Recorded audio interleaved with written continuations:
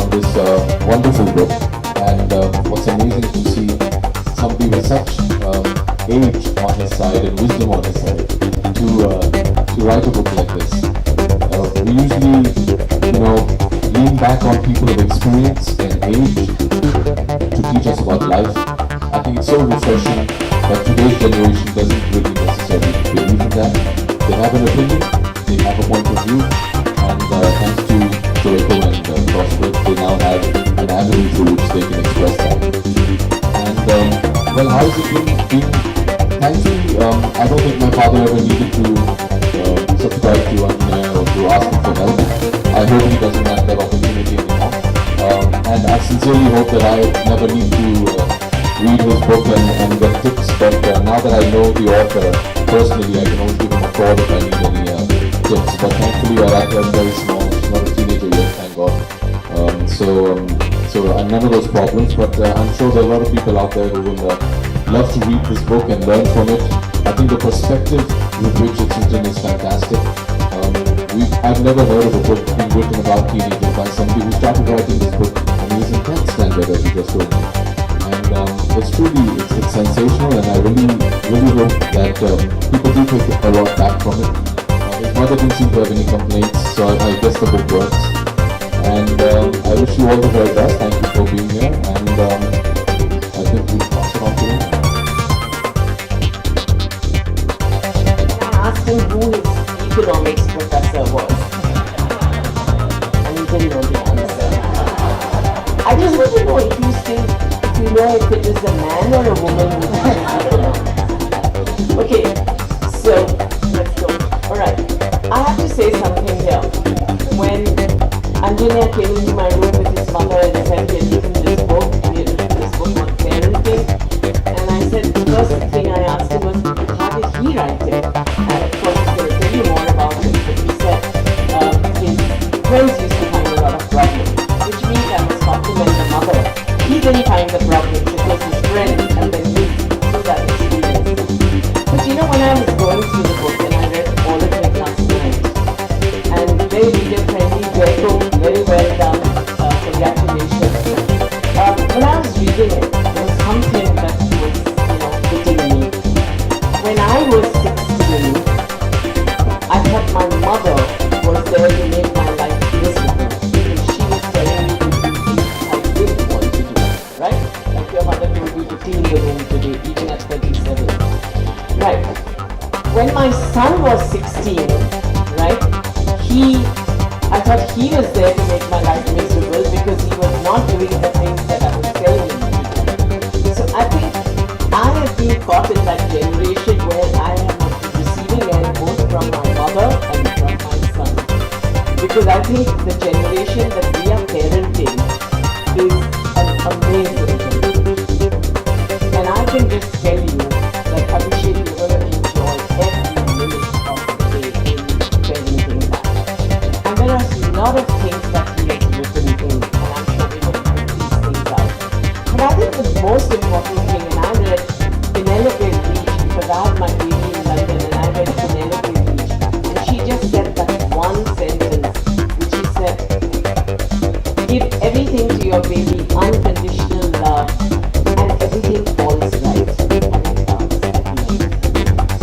So I think he's understood that very young in life, and that adage that the child is the father of man.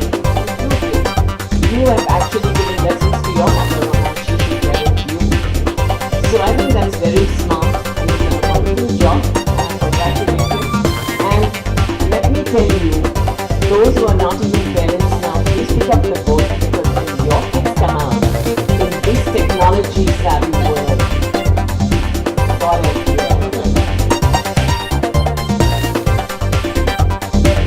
When I was about 11, I remember. And since then, he's always been somebody who's been a buddy.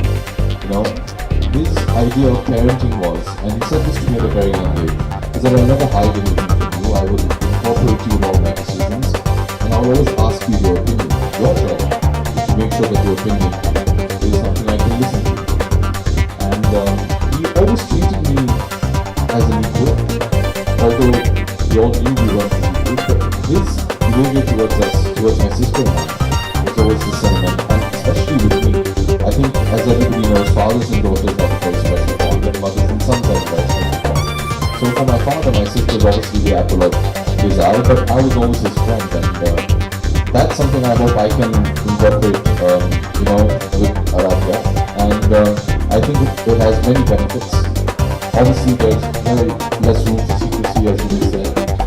When your parent is approachable. A great example for me is actually my sister. I have an elder sister, and my niece, who's like my daughter, is 16, and I see the relationship that they have, and it's one of friends, and I think that's something that really helps break down the barriers between parents and teenagers.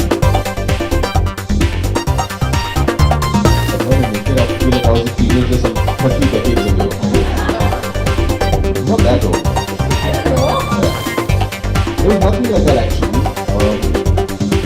I've just been thinking on the stage about what I used to think as a teenager, and I think I was very blessed that I had a very carefree childhood. I was in boarding school, so my life revolved around dramatics and sports and a little bit of going to class as well. And although we couldn't cut class in boarding school because wherever we go. But I never had these moments of disagreement with my parents. Thankfully, and I give entire credit for that to my parents, I guess. And like ma'am, you were saying, at the end of the day, I think it's the children who teach the parents, and they should be the teachers. I witness it every day with my daughter, how she teaches both Ashwari and I to be parents. And I'd like to believe that my sister and I set some sort of an example to our parents of how they need to conduct themselves around us. But I never had any moments where I was compelled to write a book, thankfully. Although I don't think Jacob would have published my book, I don't have half the talent in writing that Dr. Young Engineer has, and I think it's best that he wrote the book and not me. There's several. How much time do you have? I think if you ask any new parent, they'll tell you the same thing. We live in times where there's so much we can worry ourselves about. And there's so much we can worry ourselves with. But I think the thing I'm most scared about is that I don't want to feel guilty in any which way. And I hope, we thanks to you all that we are able to hear some rather ghastly stories. But I hope every parent on earth thinks like this. I really hope that my child will feel that my parents have done whatever they could for me in terms of emotionally, physically, monetarily, whatever it may be. But most importantly, emotionally, I think the child must always respect what all sacrifices their parents also need to do. I know we're here discussing teenage blues, but I'm sure if you ask Engineer's mother, she'll tell you of all the things she's had to do to be able to just understand what her son wants to do. It's a huge task for a parent also to understand what the child is going through. And I just hope that my daughter, when she's a teenager, turns out to just appreciates what all her mother and her father have done or continue to do, as I still did, as a 37-year-old, respect, acknowledge and love my parents for all that they continue to do for me today as well. How did I just know that question was going to come up? Yes, it's a birthday in a few days. And yes, I hope to celebrate it, and yes, I hope I can find a gift tonight. And I hope she likes it. But how? You want to come cover it or something? If I tell you, you might be hanging off the window somewhere and take a photograph. But no. Very honestly, we haven't planned anything right now. I've just returned this morning from Bangkok. I was shooting in Bangkok. I've just returned, so I have to start planning and do something.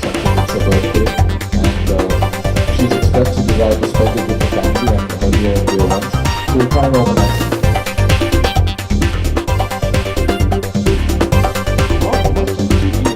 Yeah, because as a kid, I never really went for the problem. The school I was always taught us that, if you have a problem, you throw it out to yourself.